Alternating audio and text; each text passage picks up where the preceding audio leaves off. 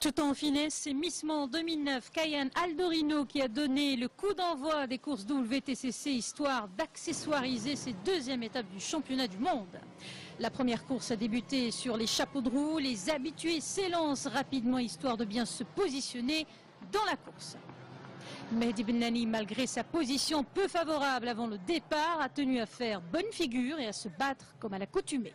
Sa voiture est percutée, mais il se reprendra par la suite.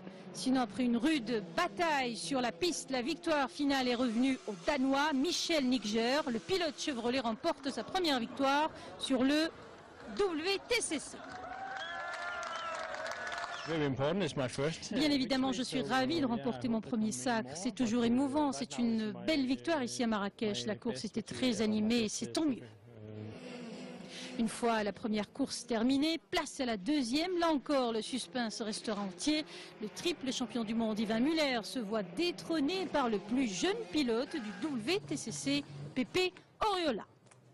Le jeune pilote espagnol de SEAT décroche une magnifique victoire à Marrakech.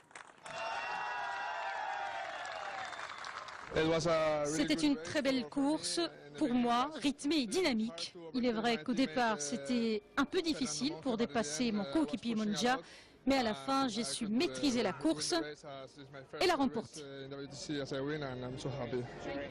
Chose promise, chose due. Mehdi Bennani avait promis de figurer dans le top 12. C'est donc fait à l'occasion de la deuxième course. Il empoche la 11e position.